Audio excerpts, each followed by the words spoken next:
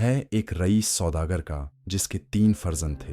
बड़े 2 लड़के तो चालाक और दुनियादार थे, मगर सबसे छोटा लड़का बड़ा ही सीधा साधा और नेक दिल था। वालिद साहब की तिजारत बहुत फलती फूलती थी और उनके पास दौलत की कोई कमी ना थी। तीनों बेटों को उन्होंने बड़े लाड़ प्यार से पाला था, लेकिन छोटे बेटे से उनका लगाव कुछ ज्यादा ही था, क्योंकि वह बड़ा नेक दिल और खिदमतगार था। एक रोज सौदागर साहब को सख्त बीमारी ने घेर लिया। हकीमों और वैद्यों ने बहुत इलाज किया, मगर कोई फायदा ना हुआ। जब उन्हें अपनी आखिरी घड़ियों का एहसास हुआ तो उन्होंने तीनों बेटों को अपने पास बुलाया। कमजोर आवाज में उन्होंने कहा, ऐ मेरे नूर नजर बच्चों, अब मेरे रुखसत होने का वक्त आ गया है।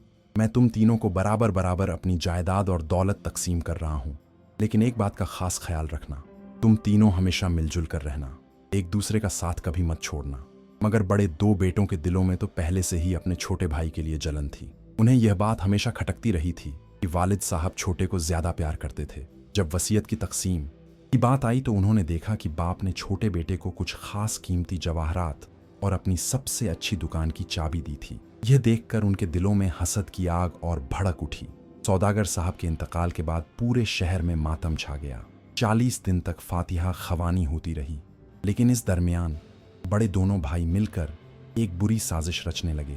एक रात जब चांद भी बादलों में छिपा हुआ था, दोनों भाई अपने छोटे भाई के कमरे में दबे पांव घुसे। बेचारा मासूम लड़का गहरी नींद में सोया हुआ था। उन्होंने उसे सोते में ही पकड़ लिया और उसके मुंह पर कपड़ा ठूंस दिया ताकि वह चीख ना सके। क्या कर रहे हो भाईजान? छोटे भाई ने डरते हुए पूछा जब उन्होंने उसे जगाया। चुप रह बदनसीब, बड़े भाई ने कहा। तूने हमारा हक मार लिया। अब्बा जान ने अपनी सारी दौलत तुझे दे दी और हमें क्या मिला? बस रद्दी की कुछ दुकानें। मगर भाई, मैंने तो कुछ नहीं मांगा था, छोटे ने मिन्नत करते हुए कहा। जो कुछ अब्बा जान ने दिया वह आप दोनों ले लीजिए, मुझे कुछ नहीं चाहिए। पर दोनों भाइयों के कानों पर जू तक मिलेंगी। उन्होंने उसे रस्सियों से कसकर बांध दिया और घर से बाहर खींच लाए।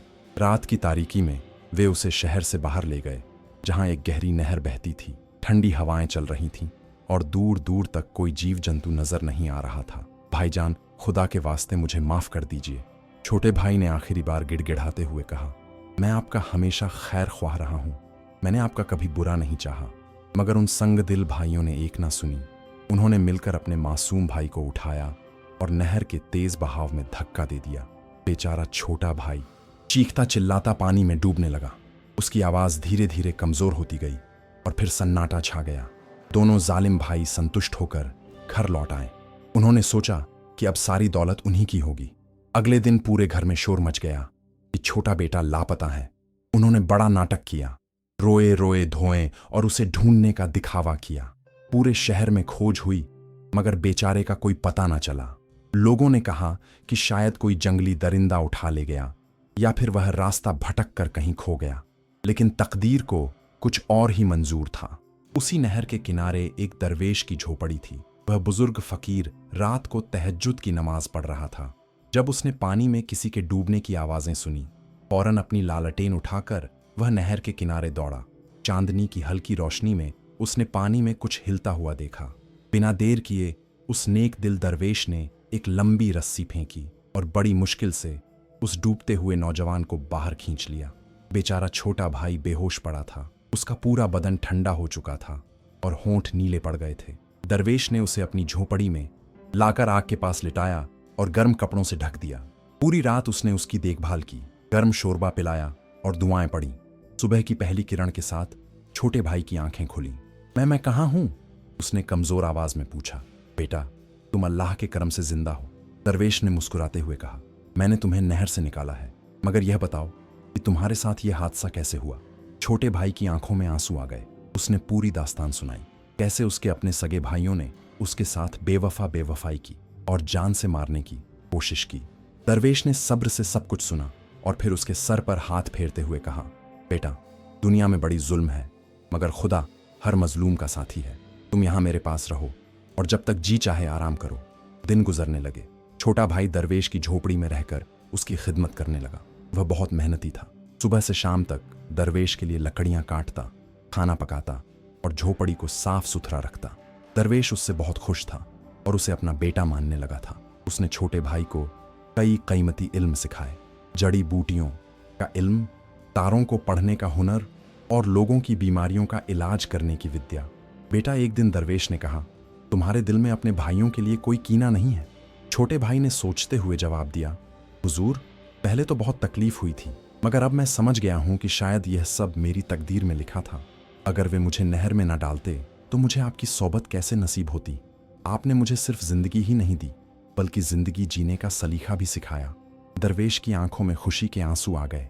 उसने फरमाया, तुम्हारा दिल सच्चा है बेटा, ऐसे ही इंसान इस दुनिया में कामयाब होते हैं। इधर शहर में दोनों बड़े भाई अपने छोटे भाई की सारी जायदाद हड़प चुके थे। उन्होंने बाप की तमाम दुकानें, जवाहरात और दौलत आपस में बांट ली। मगर अजीब बात यह थी कि जितना माल उन्होंने हथिया, उतना ही उनका धंधा मंदा होता गया। जिन दुकानों में पहले ग्राहकों की भीड़ लगी रहती थी, अब वहां सन्नाटा पसरा रहने लगा। लोग न जाने क्यों उनसे सामान खरीदने से कतराने लगे। एक रोज बड़े भाई ने मझले भाई से कहा, यह क्या हो रहा है? हमने तो सोचा था कि छोटे को रास्ते से हटाकर हम बड़े आराम से रहेंगे, मगर उल्टा हमारा सब कुछ बर्बाद होता जा रहा है। मझला भाई बोला, शायद लोगों को पता चल गया है कि हमने अपने भाई के साथ क्या किया, तभी तो सब हमसे दूर भाग रहे हैं। नहीं, यह मुमकिन नहीं। बड़े ने कहा, उस रात कोई नहीं था, किसी को कुछ पता नहीं चला। ये तो बस बदकिस्मती है। लेकिन हकीकत यह थी कि जब इंसान किसी पर जुल्म करता है तो उसकी बरकत खत्म हो जाती है। दोनों भाइयों का धंधा दिन ब दिन मंदा पड़ता गया। वे कर्ज में डूबने लगे। जो दुकानें कभी सोने की खान थीं, अब बंद होने के कगार पर थीं। इधर नहर के किनारे छोटे भाई का एक नया जीवन शुरू हो चुका था। दरवेश के सिखाए हुए इल्म से वह आसपास के गांवों में मरीजों का इलाज करने लगा था। उसकी शोहरत दूर दूर तक फैलने लगी। लोग कहते, नहर के पास जो नौजवान रहता है वह तो किसी वली की तरह है, उसके हाथों में शिफा है। एक दिन गांव का सरपंच अपनी बेटी को लेकर आया। लड़की को बुखार की ऐसी बीमारी थी कि कोई हकीम उसका इलाज ना कर पाया था। छोटे भाई ने दरवेश से सीखी हुई जड़ी बूटियों का काढ़ा बनाया और 3 दिन तक लड़की को पिलाया। अल्लाह के करम से लड़की बिल्कुल ठीक हो गई। सरपंच ने खुश होकर कहा, बेटा, तुमने मेरी बेटी की जान बचाई है। मैं तुम्हारा एहसान कभी नहीं भूल सकता। बताओ, मैं तुम्हें क्या इनाम दूं? छोटे भाई ने अदब से कहा, हुजूर, मैंने तो सिर्फ अपना फर्ज अदा किया है, मुझे किसी इनाम की जरूरत नहीं। मगर सरपंच ने जिद की और उसे सोने की मोहरों से भरी एक थैली दी।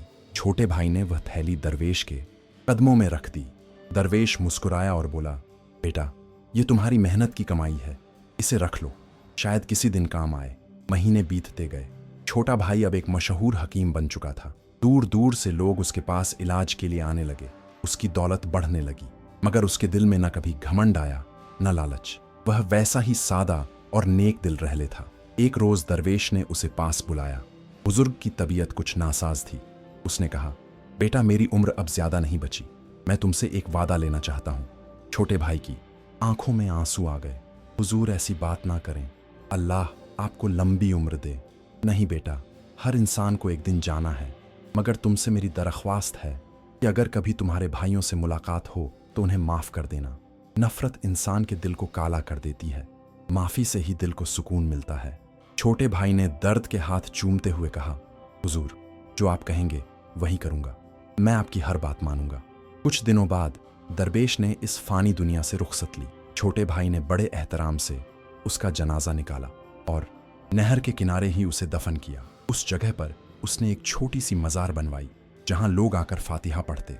अब छोटा भाई बिल्कुल अकेला रह गया था, मगर उसने हिम्मत नहीं हारी। उसने दरवेश की झोपड़ी के बगल में एक छोटा सा दवाखाना खोल लिया, जहां वह मुफ्त में गरीबों का इलाज करता और जो लोग दे सकते थे उनसे मामूली फंस लेता। धीरे धीरे 20 बरस गुजर गए। छोटा भाई अब एक परिपक्व इंसान बन चुका था। उसकी दाढ़ी में सफेद बाल आ गए थे। उसका दवाखाना अब पूरे इलाके में मशहूर हो चुका था। उसने अपनी कमाई से नहर के पास एक कुआं खुदवाया था ताकि मुसाफिर प्यासे ना रहे, और एक सराय भी बनवाई थी जहां गरीब लोग मुफ्त में ठहर सकते थे। लोग कहते, वह नेक इंसान जो नहर के किनारे रहता है, उससे बड़ा दरियादिल इंसान इस इलाके में कोई नहीं। मगर किसी को नहीं पता था कि यह वही शख्स था जिसे कभी उसके अपने भाइयों ने नहर में डुबोने की कोशिश की थी। उधर शहर में दोनों बड़े भाइयों की हालत दिन ब दिन बिगड़ती जा रही थी। 20 बरस में उनका सारा कारोबार चौपट हो चुका था। जो दुकानें कभी सोने की खान थी, वे अब कर्जदारों के हवाले हो चुकी थीं। उनके घर का सामान एक एक करके बिकता गया।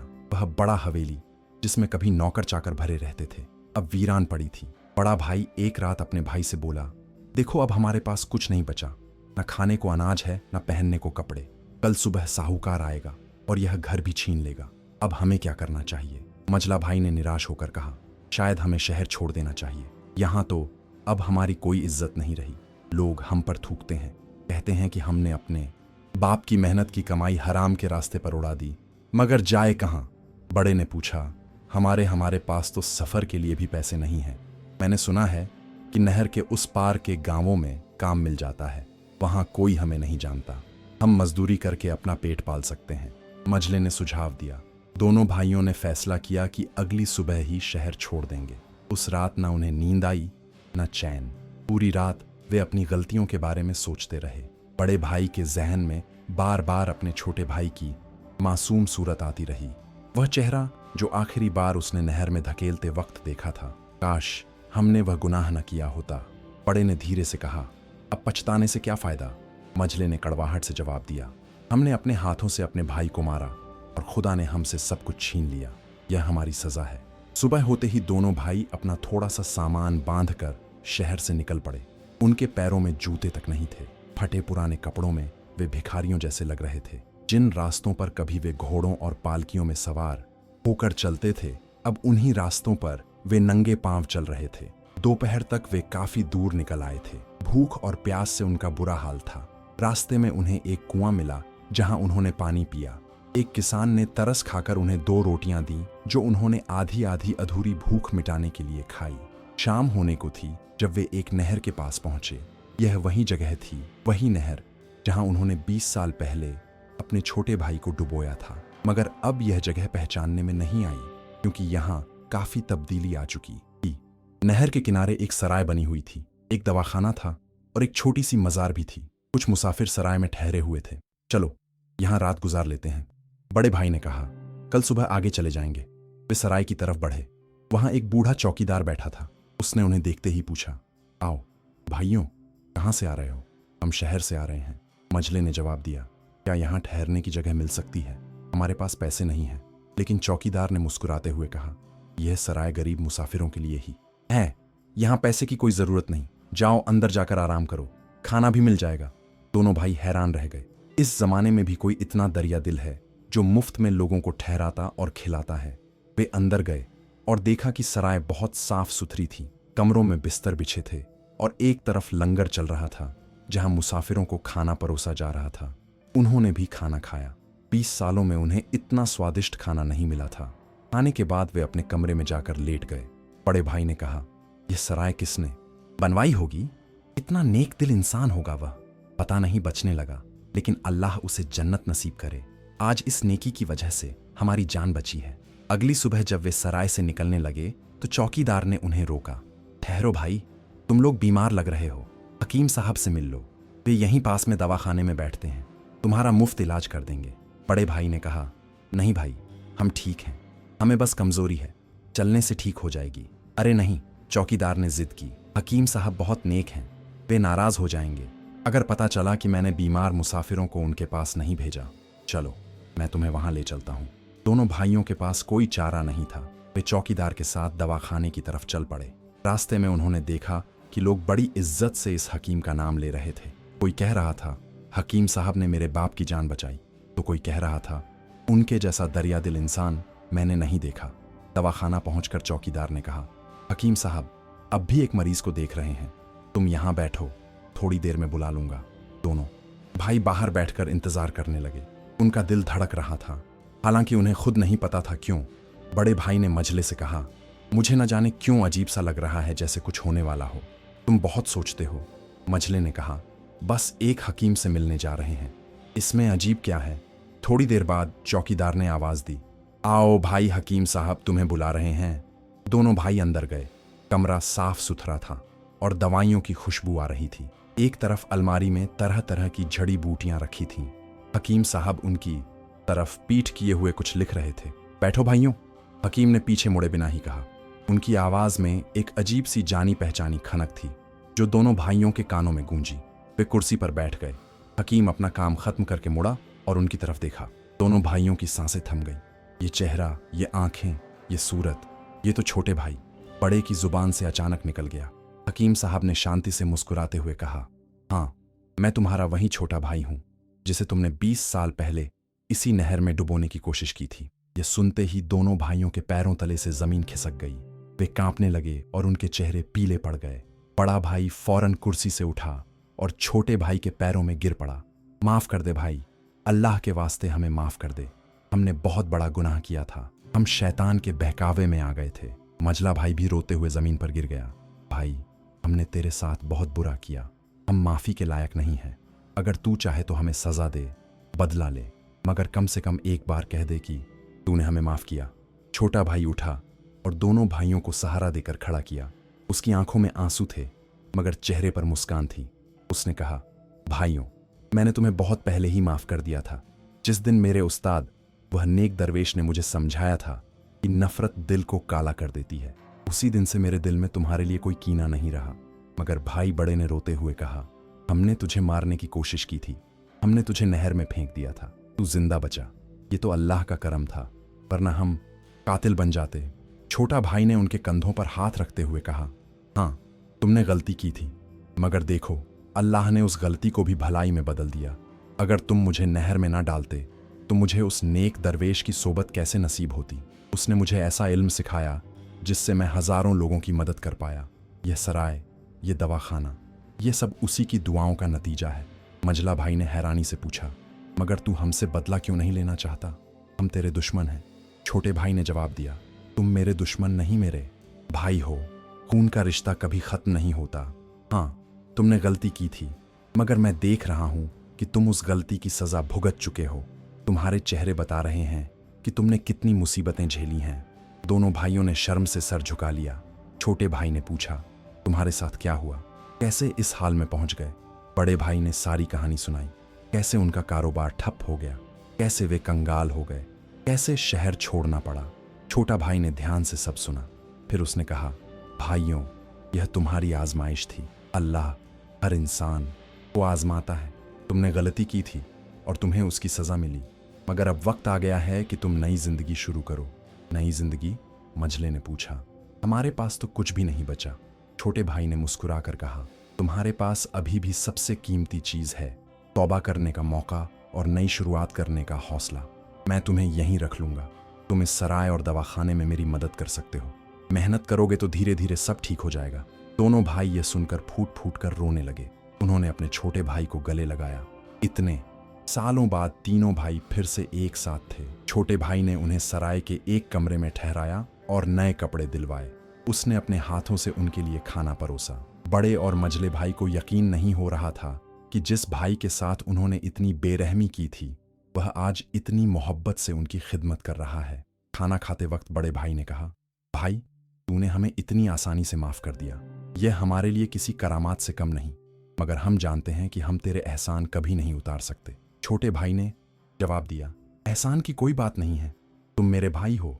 भाई का भाई पर हक होता है। बस एक बात का वादा करो, अब कभी लालच और हसद अपने दिलों में जगह मत देना। हम कसम खाते हैं। मझले ने कहा, अब हम जिंदगी भर नेकी के रास्ते पर चलेंगे। तेरी मेहरबानी देखकर हमें समझ आ गया कि असली दौलत दिल की पाकीज़गी है। रात को जब तीनों भाई साथ बैठे थे तो छोटे भाई ने उन्हें दरवेश की पूरी कहानी सुनाई। उसने बताया कैसे उस नेक बुजुर्ग ने उसे नहर से निकाला, कैसे उसने उसे जड़ी बूटियों का इल्म सिखाया और कैसे उसने उसे माफी का सबका दिया।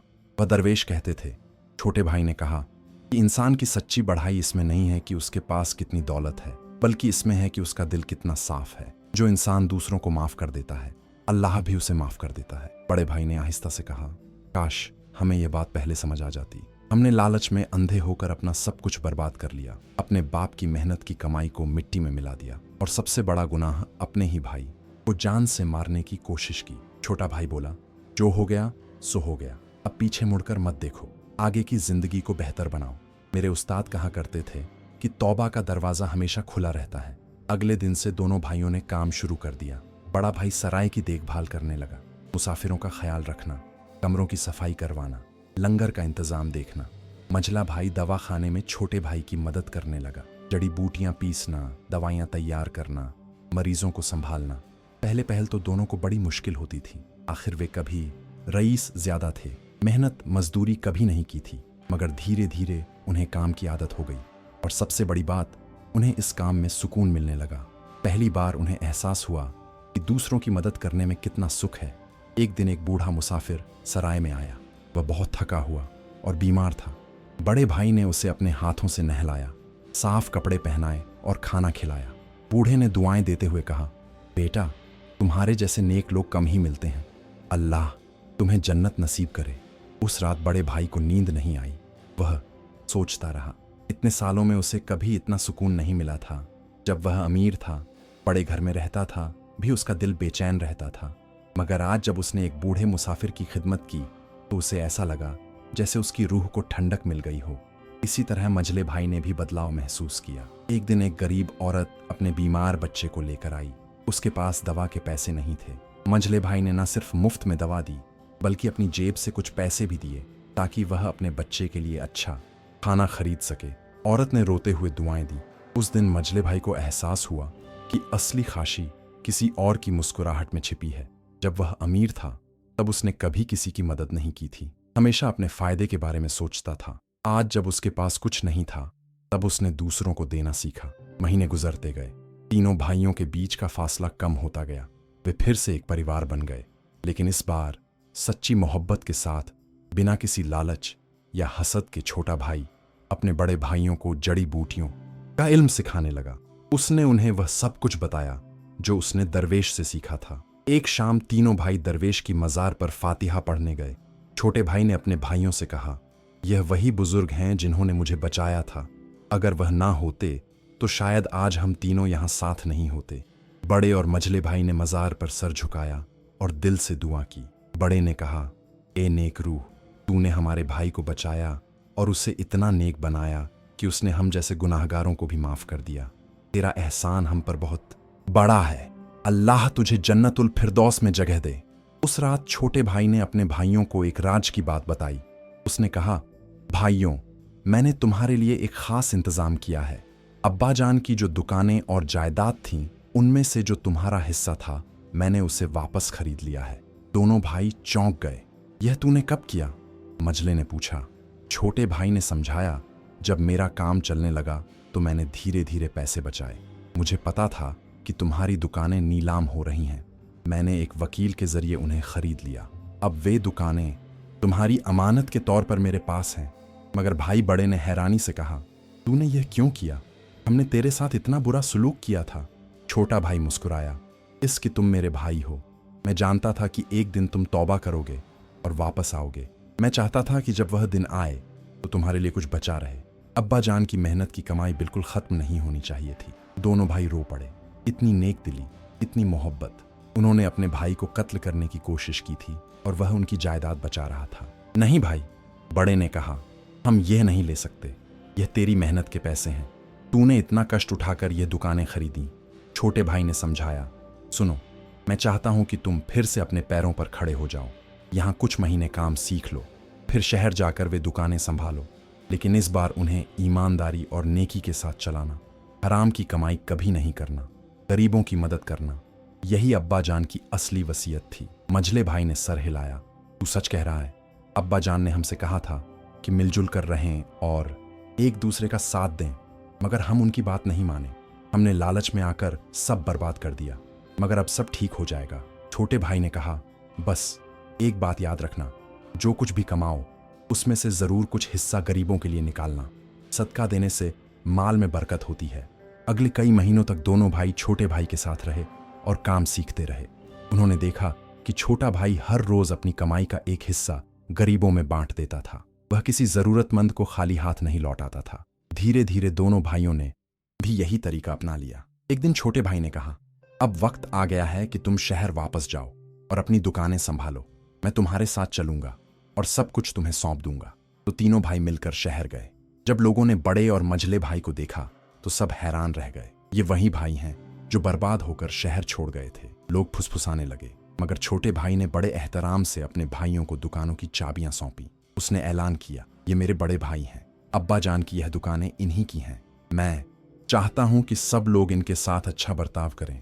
शहर के लोग यह देखकर हैरान रह गए। उन्हें पता था कि बड़े दोनों भाइयों ने छोटे भाई के साथ बुरा किया था, फिर भी छोटा भाई उनकी इतनी इज्जत कर रहा था। एक बुजुर्ग सौदागर ने छोटे भाई से पूछा, बेटा तुम इतने नेक दिल कैसे हो? तुम्हारे भाइयों ने तुम्हारे साथ बेवफाई की थी, फिर भी तुम उनकी इतनी मदद कर रहे हो? छोटे भाई ने जवाब दिया, हुजूर मेरे उस्ताद ने मुझे सिखाया था कि नफरत से नफरत नहीं मिटती, मोहब्बत से मिटती है। बुराई से बुराई नहीं मिटती, नेकी से मिटती है। अगर मैं अपने भाइयों से बदला लेता तो मेरा दिल काला हो जाता। मैंने उन्हें माफ किया तो मेरे दिल को सुकून मिल गया।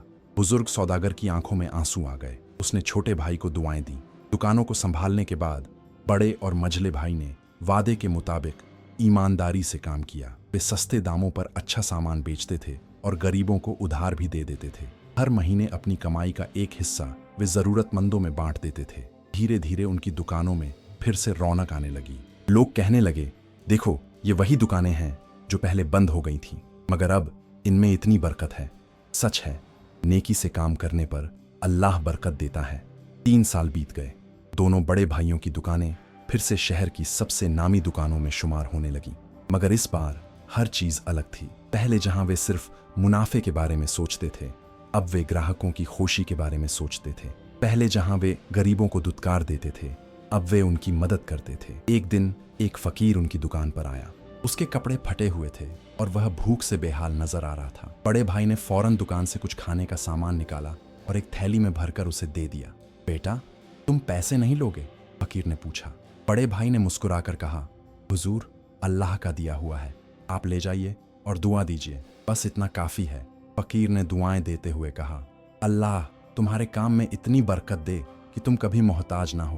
तुम्हारी नेकी से मुझे आज खाना मिल गया। उस रात बड़े भाई ने मजले से कहा, भाई आज मुझे बहुत सुकून मिला।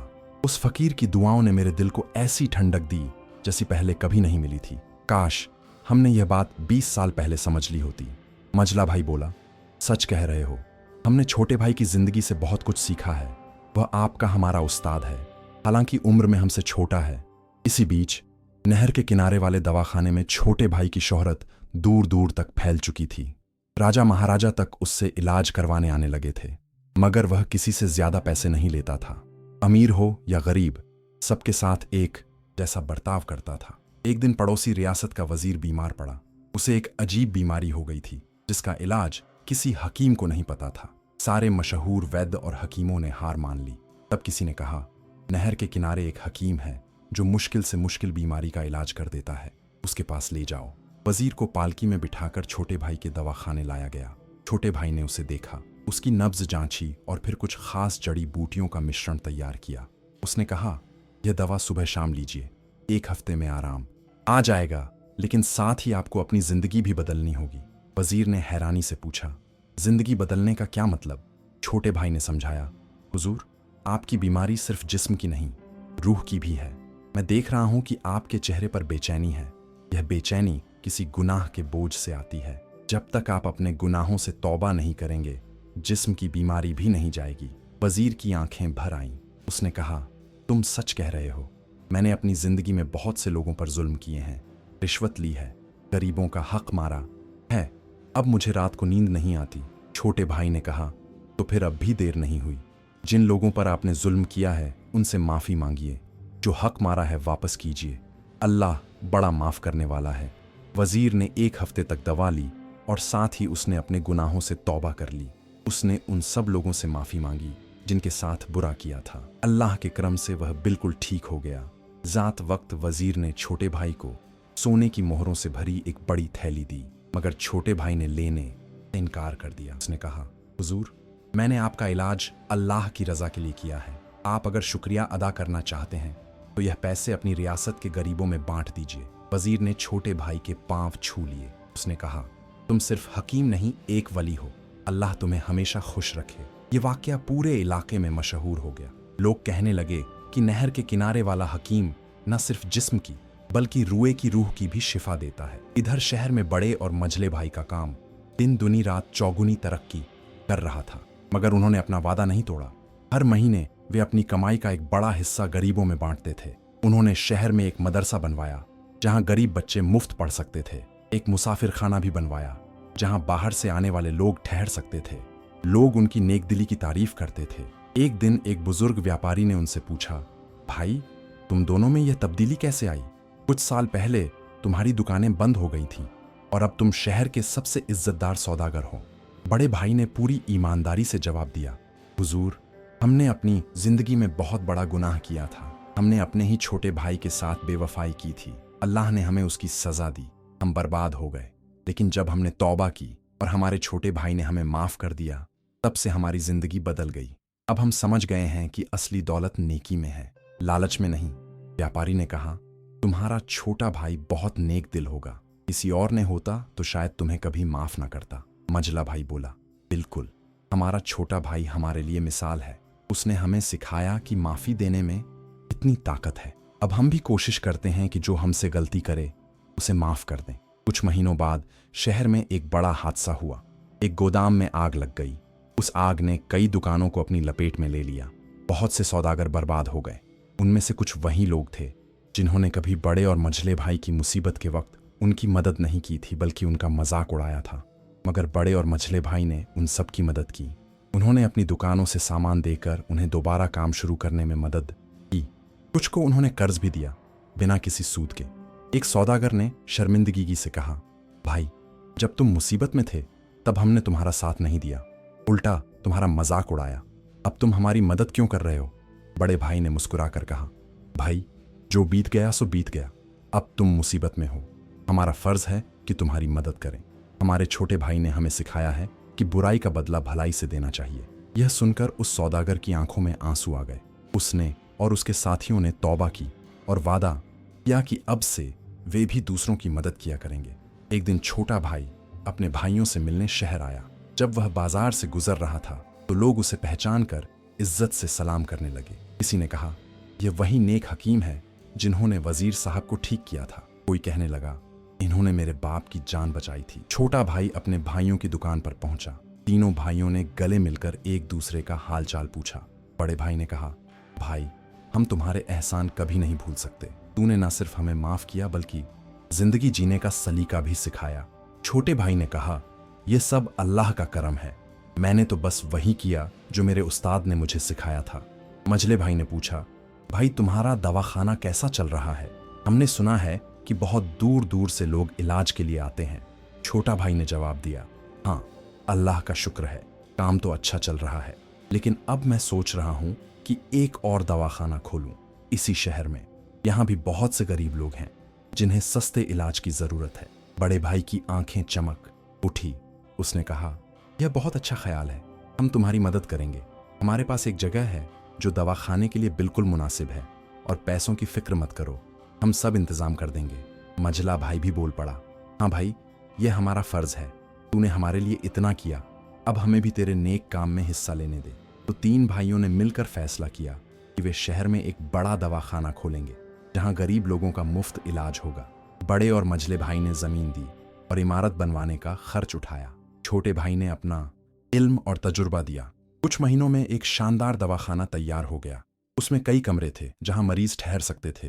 एक बड़ा हॉल था जहां रोजाना सैकड़ों मरीजों का इलाज होता था। दवाइयों की अलमारियां जड़ी बूटियों से भरी हुई थीं। दवाखाने के उद्घाटन के दिन पूरे शहर में जश्न का माहौल था। अमीर गरीब सब लोग जमा हुए। शहर के काजी साहब ने दुआ पढ़ी और दवाखाने को खोला। उन्होंने कहा, यह तीन भाई जो आज मिलकर इस नेक काम को अंजाम दे रहे हैं, ये सबके लिए मिसाल है। इन्होंने साबित कर दिया कि भाईचारा और माफी की ताकत कितनी बड़ी होती है।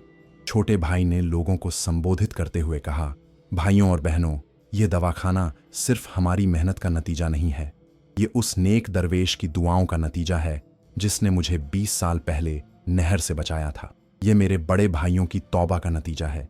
यह अल्लाह की रहमत का नतीजा है।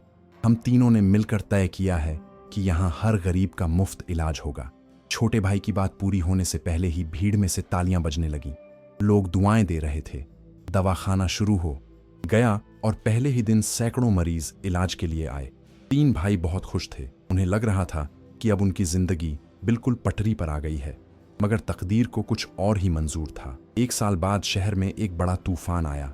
इतना भयानक तूफान कि पूरा शहर हिल गया। बारिश इतनी हुई कि सड़कें नदियां बन गई। मझले भाई की दुकान उसी इलाके में थी जहां सबसे ज्यादा तबाही हुई। पूरी दुकान पानी में डूब गई। सारा माल बर्बाद हो गया। जब पानी उतरा तो मझले भाई ने देखा कि उसके पास कुछ नहीं बचा। दुकान की दीवारें गिर गई थीं। जो सामान था वह सब पानी में बह गया या सड़ गया। अर्ज लाख का नुकसान हो गया था। मझला भाई टूट गया। वह अपनी दुकान के खंडहरों के सामने बैठकर रो रहा था। अल्लाह, यह क्या हो गया? मैंने तो अब नेकी का रास्ता अपनाया था, फिर भी तूने मुझे फिर से बर्बाद कर दिया। बड़ा भाई जब यह खबर सुनकर आया तो उसने भी अपने भाई की हालत देखी। उसने तुरंत कहा, भाई घबरा मत, मैं तेरी मदद करूंगा। मेरे पास जो कुछ है वह तेरा है। मगर मझले भाई ने कहा, नहीं भाई, तू अपना काम संभाल, मैं अपनी मुसीबत खुद झेलूंगा। मैं नहीं चाहता कि तुझे भी परेशानी हो। ये क्या बात हुई? बड़े भाई ने कहा, हम भाई हैं, एक की मुसीबत दूसरे की मुसीबत है। मगर मझला भाई अड़ गया। उसने किसी से मदद लेने से इनकार कर दिया। वह कहता रहा, यह मेरी आजमाइश है, मुझे खुद से गुजरना होगा। छोटे भाई को जब पता चला तो वह भी शहर आया। उसने कहा, भाई मेरे पास काफी पैसे हैं, मैं तेरी दुकान दोबारा बनवा दूंगा। मझले भाई ने उसे भी मना कर दिया। नहीं भाई, तूने पहले ही बहुत किया है, अब मुझे अपने दम पर खड़ा होना है, वरना मैं हमेशा एहसान तले दबा रहूंगा। बड़े और छोटे भाई परेशान हो गए। वे समझ नहीं पा रहे थे कि मझला भाई इतना जिद्दी क्यों हो रहा है। उन्होंने उसे समझाने की बहुत कोशिश की मगर वह नहीं माना। मझले भाई ने अपनी बची खुची चीजें बेची और एक छोटी सी ठेली खरीदी। वह उस पर फल बेचने लगा। वही इंसान जो कभी शहर का नामी सौदागर था, अब सड़क पर ठेला लगाकर फल बेच रहा था। लोग उसे देखकर फुसफुसाते, देखो यह वही है जो पहले बड़ी दुकान चलाता था, अब कितना गिर गया। कुछ लोग तरस खाते तो कुछ मजाक उड़ाते, मगर मझले भाई ने हार नहीं मानी। वह रोज सुबह से शाम तक मेहनत करता, ईमानदारी से फल बेचता, अच्छे फल देता और कम दाम लेता। धीरे धीरे उसके ग्राहक बढ़ने लगे। एक दिन एक अमीर सेठ उसकी ठेली के पास आया। उसने फल देखे और बोला, भाई तुम्हारे फल बहुत अच्छे हैं, तुम इन्हें इतने सस्ते दामों पर क्यों बेच रहे हो? मझले भाई ने जवाब दिया, हुजूर, मैं सिर्फ इतना मुनाफा लेता हूं जितने से मेरा गुजारा हो जाए, ज्यादा लालच नहीं करता। मेरे उस्ताद ने मुझे सिखाया है कि ईमानदारी से थोड़ा कमाना बेहतर है, बेईमानी से ज्यादा कमाने से। सेठ ने पूछा, तुम्हारे उस्ताद कौन हैं? मझले भाई की आंखों में आंसू आ गए। मेरा छोटा भाई, उसने मुझे जिंदगी जीना सिखाया। सेठ हैरान रह गया।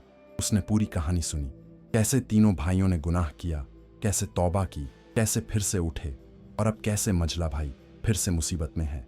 सेठ ने कहा, तुम्हारी ईमानदारी और हिम्मत देखकर मैं बहुत प्रभावित हुआ हूं।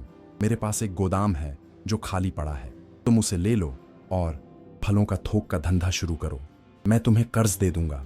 मझले भाई ने शुक्रिया अदा किया मगर फिर सोचकर बोला, नहीं हुजूर, मैं कर्ज नहीं लूंगा, पहले मैं इसी ठेले से पैसे जोड़ूंगा, फिर बड़ा काम शुरू करूंगा। मैं अपनी औकात से बाहर नहीं जाना चाहता। सेठ ने उसकी समझदारी की तारीफ की और चला गया। मगर अगले दिन वह फिर आया और मझले भाई से बोला, देखो मैं तुम्हें कर्ज नहीं दे रहा, मैं तुम्हें अपना साझीदार बनाना चाहता हूं। तुम ईमानदारी से काम, मैं पैसा लगाऊंगा, मुनाफा आधा आधा बांट लेंगे। मझले भाई ने सोचा, ये कर्ज नहीं था, ये एक इज्जतदार साझेदारी थी। उसने हामी भर दी। दोनों ने मिलकर एक छोटा सा फलों का गोदाम शुरू किया। मझला भाई सुबह से शाम तक मेहनत करता।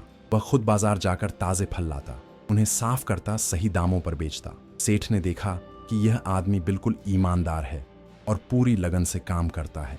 3 महीने में ही उनका धंधा अच्छा चलने लगा। 6 महीने में मुनाफा दोगुना हो गया। मझले भाई ने अपनी कमाई से सेठ का हिस्सा अलग रखा और बाकी में से आधा गरीबों में बांट दिया। सेठ ने यह देखा तो बहुत हैरान हुआ। तुम अपनी कमाई गरीबों में क्यों बांट रहे हो? सेठ ने पूछा। तुम खुद को मुसीबत से निकलने की कोशिश कर रहे हो। मझले भाई ने मुस्कुराकर कहा, हुजूर, मैंने सीखा है कि जो देते हैं उन्हें अल्लाह कई गुना देता है। सदकरा करने से माल में बरकत आती है और मुझे लगता है कि जब मैं मुसीबत में हूं तब गरीबों की मदद करना और भी जरूरी है। इससे मेरा दिल साफ रहता है। सेठ की आंखें खुल गईं। उसने कहा, तुमने मुझे एक नया सबका सिखाया। आज से मैं भी अपनी कमाई का हिस्सा गरीबों में बांटूंगा। धीरे धीरे मझले भाई का काम फलता फूलता गया। 1 साल में उसने इतना कमाया कि उसने सेठ को उसका पूरा हिस्सा दे दिया और अपना अलग गोदाम खरीद लिया। वह फिर से अपने पैरों पर खड़ा हो गया था, मगर इस बार वह पहले से अलग था। उसने एक बड़ी दुकान नहीं खोली, उसने एक मामूली सा गोदाम रखा और ज्यादातर वक्त तो खुद मेहनत करता रहा। वह कहता, मुझे याद है कि जब मेरे पास बहुत कुछ था तब मैं घमंडी हो गया था, अब मैं सादगी से रहूंगा। बड़ा और छोटा भाई जब यह देखे तो बहुत खुश हुए। बड़े भाई ने कहा, भाई तूने साबित कर दिया कि हिम्मत और ईमानदारी से इंसान किसी भी मुसीबत से निकल सकता है। मुझे तुझ पर नाज है। छोटे भाई ने गले लगाते हुए कहा, और तूने यह भी साबित किया कि असली ताकत दूसरों पर निर्भर रहने में नहीं, अपनी मेहनत पर भरोसा करने में है। मझला भाई बोला, मैं तुम दोनों का शुक्रगुजार हूं। तुमने मुझे मदद देना चाहिए मगर मैंने नहीं ली। शायद तुम्हें बुरा भी लगा हो, मगर मुझे लगा कि अगर इस बार भी मैं तुम्हारे सहारे उठूं तो मैं कभी सच्ची मजबूती नहीं पा सकूंगा। मुझे अपने दम पर लड़ना था। बड़े भाई ने कहा, तूने बिल्कुल सही किया। हम तो बस इसलिए परेशान थे कि कहीं तू टूट ना जाए, मगर तूने हिम्मत दिखाई और जीत गया। तो तीनों भाई मिलकर दरवेश की मजार पर गए। वहां उन्होंने शुक्राने की नमाज पढ़ी। मझले भाई ने कहा, ए नेक रूह, तूने हमारे भाई को बचाया और उसके जरिए हमें भी बचाया। आज जो मैं फिर से खड़ा हुआ हूं वह तेरी ही दुआओं का असर है। उस रात तीनों भाई साथ बैठे थे।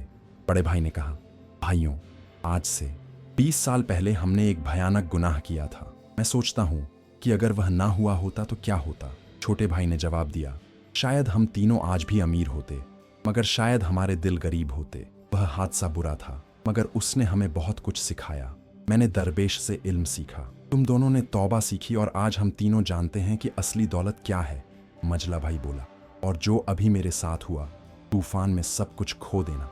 उसने मुझे एक और सब कर सिखाया कि अल्लाह जब छीनता है तो इसलिए कि वह कुछ बेहतर देना चाहता है, मगर बेहतर चीज पाने के लिए हमें मेहनत करनी पड़ती है। बड़े भाई ने कहा, सच है, और यह भी कि कभी कभी इंसान को अपने दम पर लड़ना जरूरी होता है। अगर हम तेरी मदद कर देते तो शायद तू वह मजबूती ना पाता जो तूने अब पाई है। छोटे भाई ने कहा, एक बात और, हमने देखा कि गरीबी या अमीरी से इंसान की असलियत नहीं बदलती। जो नेक है वह गरीबी में भी नेक रहता है। मझले भाई ने साबित किया कि ठेला लगाते वक्त भी वह उतना ही ईमानदार रहा जितना बड़ी दुकान चलाते वक्त था। तो तीन भाइयों ने एक दूसरे को गले लगाया। उनकी आंखों में खुशी के आंसू थे। वे जानते थे कि जिंदगी में अब भी और परी। तो तीन भाइयों की जिंदगी अब पटरी पर थी। बड़े भाई की दुकान अच्छी चल रही थी।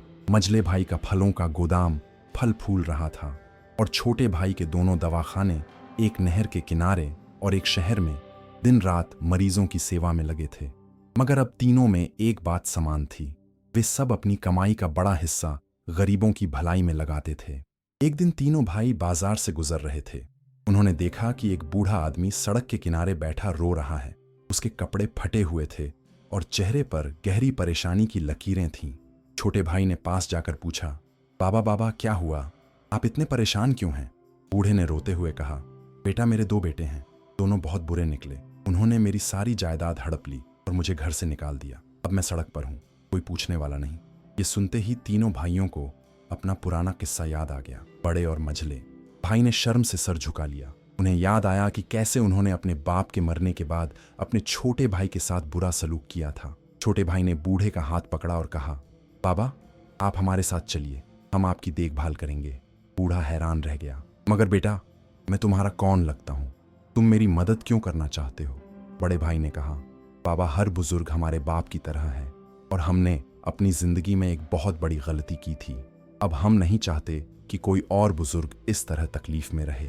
तो तीन भाइयों ने मिलकर उस बूढ़े की देखभाल का इंतजाम किया। उन्होंने उसे सराय में एक अच्छा कमरा दिया, खाने पीने का इंतजाम किया और नए कपड़े दिलवाए। कुछ दिनों बाद बूढ़े के दोनों बेटों को पता चला कि उनके बाप को किसी ने शरण दी है। वे तीनों भाइयों के पास आए। उनके चेहरों पर शर्मिंदगी थी।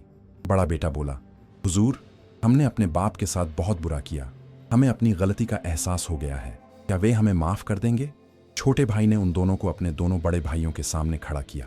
फिर उसने कहा, देखो ये मेरे बड़े भाई हैं। 20 साल पहले इन दोनों ने मुझे नहर में फेंक कर मारने की कोशिश की थी। दोनों बेटे हक्के बक्के रह गए। उन्होंने सोचा कि अब इन तीन भाइयों में कोई बात नहीं होगी, मगर छोटे भाई ने आगे कहा, मगर आज हम तीनों एक दूसरे से बहुत मोहब्बत करते हैं क्योंकि उन्होंने अपनी गलती मानी, तौबा की और मैंने उन्हें माफ कर दिया। अगर हम कर सकते हैं तो तुम भी कर सकते हो। बड़े भाई ने कहा, हमने अपने छोटे भाई को मारने की कोशिश की थी, फिर भी उसने हमें माफ किया। तुमने अपने बाप को घर से निकाला है, यह भी एक बड़ा गुनाह है, मगर अगर तुम सच्चे दिल से माफी मांगो तो तुम्हारे बाप जरूर माफ कर देंगे। मझले भाई बोला, और याद रखना माफी मांगना काफी नहीं है, तुम्हें अपनी जिंदगी बदलनी होगी।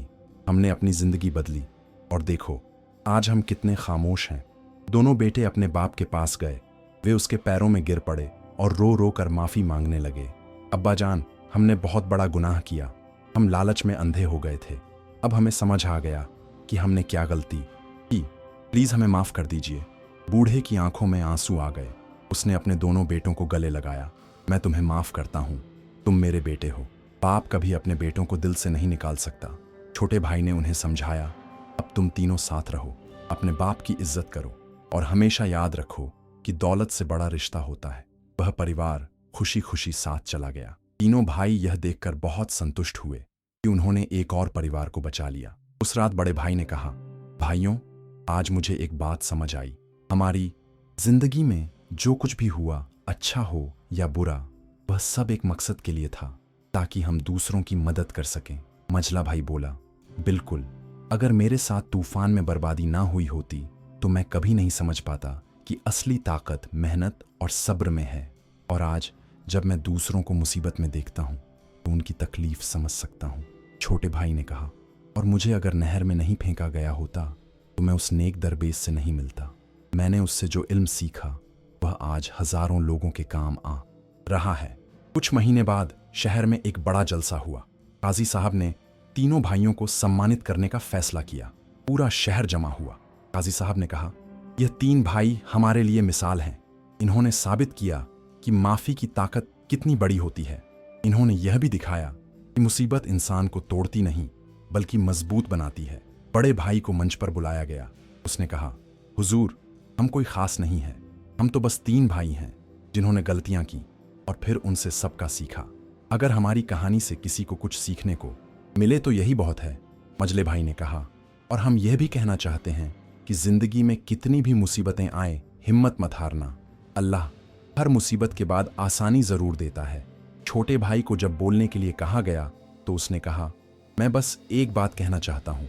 हमारे उस्ताद वह नेक दरवेश कहते थे कि असली कामयाबी यह नहीं कि तुम्हारे पास कितना माल है, बल्कि यह है कि तुमने कितने लोगों की मदद की। हम तीनों ने यही सीखा है। पूरी भीड़ ने तालियां बजाई। लोगों की आंखों में आंसू थे। कई लोगों ने उस दिन फैसला किया कि वे भी अपनी जिंदगी में नेकी को अपनाएंगे। जलसे के बाद तीनों भाई दरवेश की मजार पर गए। वहां उन्होंने लंबी दुआ की। छोटे भाई ने कहा, ये दे मेरे उस्ताद, आज हम तीनों यहां खड़े हैं। एक वक्त था जब मैं अकेला था और मेरे भाई मेरे दुश्मन थे। आज हम तीनों एक हैं। यह तेरी ही तालीम का नतीजा है। बड़े भाई ने कहा, ए नेक रूह, तूने हमारे भाई को बचाया था। असल में तूने हम तीनों को बचाया। अगर तू ना होता तो हम आज भी गुनाह के बोझ तले दबे होते।